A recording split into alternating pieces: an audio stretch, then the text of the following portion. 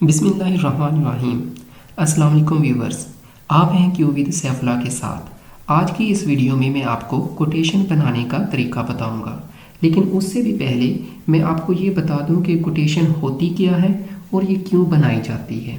जब कोई भी कंपनी या फिर शख्स किसी दूसरी कंपनी या शख्स को कोई प्रोडक्ट या फिर सर्विस को सेल करता है तो सेलर अपनी प्रोडक्ट या सर्विस के बारे में और उनके रेट्स के बारे में एक पेज पर लिखकर बायर्स को बताता है।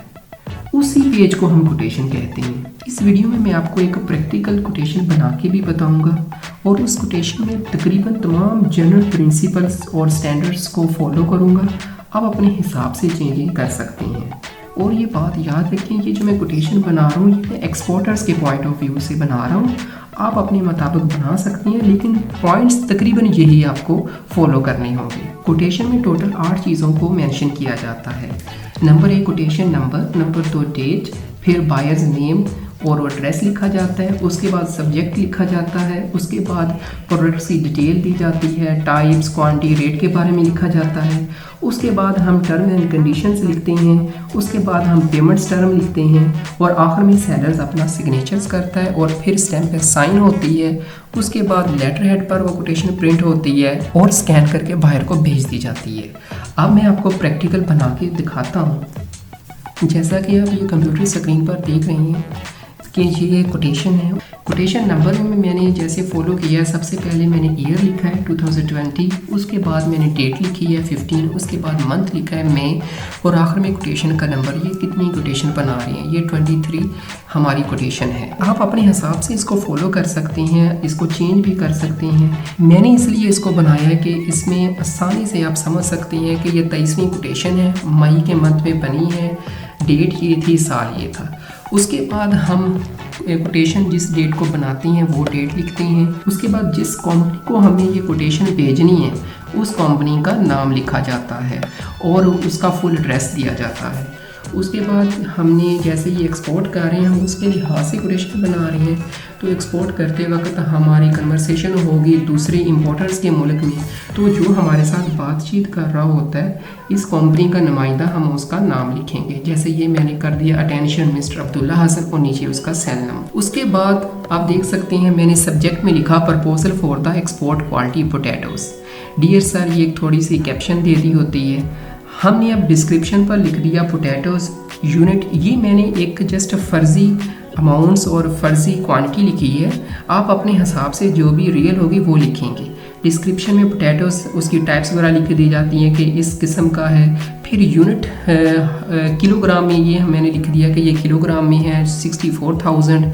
उसके बाद रेट, क्योंकि ये कंसाइनमेंट में बहरीन में भेज रहा हूँ तो मैंने ये ज़्यादा बेहतर समझा कि मैं रेट बहरीनी दिनार में ही यहाँ पे मेंशन करूँ, ताकि मैं समझता हूँ कि आप अपने बायर्स को जितना ज़्यादा फैसिलिटेट कर सकते हो ना, आप उसको फैसिलिटेट करो। और आखिर में जो एक जनरल प्रिंसिपल है उसके मुताबिक लिखा जाता है कि फ़र्स्ट पार्टी कौन है, सेकंड पार्टी कौन है। तो फर्स्ट पार्टी में जो इम्पोर्टर्स होता है जिसको हम ये कंसाइनमेंट भेज रहे हैं बहरीन के मुल्क में, उसका नाम लिखा जाता है। सेकंड पार्टी में हम अपनी कंपनी का नाम लिखेंगे जो पाकिस्तान में अवेलेबल है।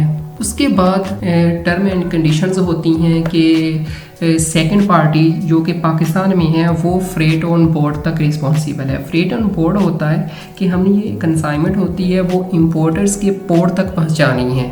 उसके बाद इंपोर्टर्स के मुल्क जब पहुंच जाए तो उसने फिर उस अपने मुल्क से कैसे कस्टम क्लियर करवाना है, कैसे वो चीज़ें अपने गोदाम तक ट्रांसपोर्ट करनी है, वो उसकी रिस्पॉन्सिबिलिटी है। तो हमने ये लिख दिया कि हम ये चीज़ें, हम ये पोटैटोज़, ये कंसाइनमेंट सिर्फ आपके मुल्क के पोर्ट तक पहुंचाएंगे। उसको ये एक टर्म यूज़ होती है फ्रेट ऑन बोर्ड, तो वो हमने लिख दिया। उसके बाद लिखा है कि if the product not sufficient by the contract agreement then second party will be responsible. अगर हमने जितनी जो टाइप्स लिखी हैं, जो क्वांटिटी लिखी हैं, जो स्टैंडर्ड लिखी हैं प्रोडक्ट के इस कोटेशन में, अगर उसके मुताबिक ना हुए तो हम रिस्पॉन्सिबल है। पाकिस्तान में जो कंपनी है वो रिस्पॉन्सिबल है। थर्ड कंडीशन ये है कि after board first party will be responsible, ये वही बात दोबारा लिख दी जो मैंने आपको पहले बताई है। उसके बाद पेमेंट के बारे में बताया है कि पेमेंट एलसी के थ्रू होगी। पेमेंट ज़्यादातर 3 जो जनरल रूल्स होते हैं उसके थ्रू होती है। Number 1 advance, number 2 LC, number 3 credit. Advance में जो इंपोर्टर है वो सारी की सारी अमाउंट्स को ट्रांसफ़र कर देता है एक्सपोर्टर के अकाउंट में। एलसी में बैंक इन्वॉल्व हो जाता है, उसके ऊपर मैंने कंप्लीट अलहदा वीडियो बनाई है, ये काफ़ी कॉम्प्लिकेटेड सा हो जाएगा अगर मैं यहाँ पे मेंशन करूँ। और क्रेडिट में ज़ाहिर है जब कंसाइनमेंट उनके मुल्क पहुँच जाएगी इंपोर्टर के, फिर वो पेमेंट करता है। सबसे सूटेबल तरीका एलसी का रहता है, तो मैंने यहाँ पे एलसी को मेंशन कर दिया। उसके हम बात कहते हैं कि ये जो कोटेशन हमने बनाई है ये 30 डेज़ तक वैलिड है from the date of made. जिस डेट को हमने बनाई है उस डेट से 30 दिन तक ये वैलिड रहेगी। उसके बाद the above term and condition are negotiable by the mutual understanding. जो प्रोडक्ट की टाइप्स लिखी हैं, जो क्वांटिटी लिखी हैं, जो उसकी रेट लिखा है, वो अगर आप चाहते हैं तो हम म्यूचुअल डिस्कशन से कम या ज़्यादा हो सकती हैं, ये मेंशन कर दिया जाता है।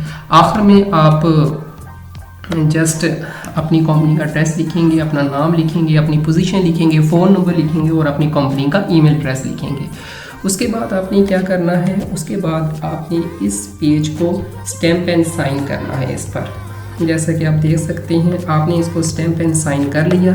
स्टैम्प एंड साइन के बाद आपने इसको अपने लेटर हेड पर, जो एक्सपोर्टर होता है, जो सेलर्स होता है, वो अपने लेटर हेड पर प्रिंट करेगा और प्रिंट करने के बाद इसको आपने पीडीएफ में सेव करना है। आप जेपीजी में सेव नहीं करेंगे, इसको पीडीएफ में सेव करना है।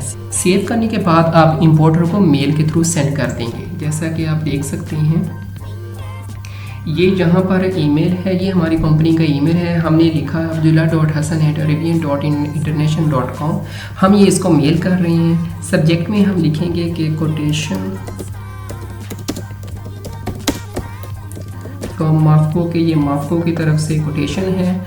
उसके बाद अटैच में हम ये फाइल अटैचमेंट कर देंगे जो हमने अभी बनाई है ये कोटेशन। और ये मैंने आपको पहले बताया कि पीडीएफ में अपनी करनी है, जेपीजी में नहीं करनी।